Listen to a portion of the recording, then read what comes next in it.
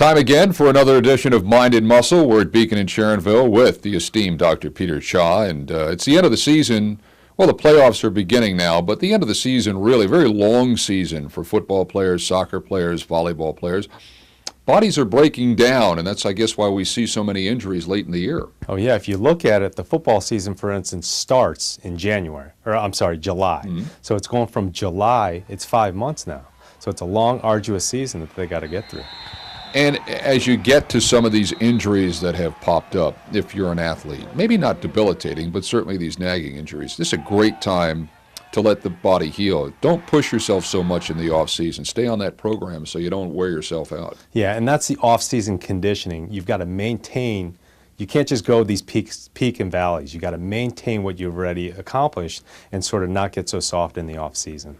Now, when the patient comes to see the doctor, what does the doctor need to hear to make sure that patient gets the right care? In other words, what are you looking for when you're dealing with some of an injury, a knee, a thigh, a muscle injury, soft tissue, something like that? What does the patient need to let the doctor know about? Well, the main thing is an acute injury or it's something that's chronically been nagging them. Mm-hmm. So it's an acute swelling, say a meniscus tear or an ACL rupture. That's one acute injury.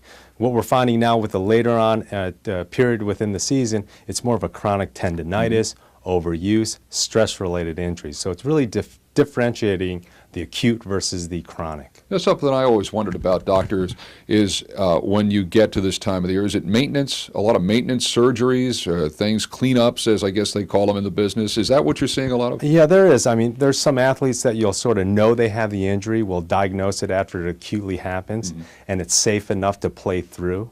And so we do see a increase in the surgeries at the end of the season where they've played hurt safely, and at the end of the season, it's time to get it definitively fixed. Yeah, seasons go by so quickly, but I'll tell you what, it's been a long year. When you talk about July till now, it's not unusual for these kids to start breaking down. Yeah, no question. Kids, even though they're very resilient, they're no different than any human body. So, Doctor, that's good stuff. Dr. Peter Cha, right up here at Beacon Sports in Sharonville. Stop by and see him. Say hi. We'll see you next week, Doc. Thanks.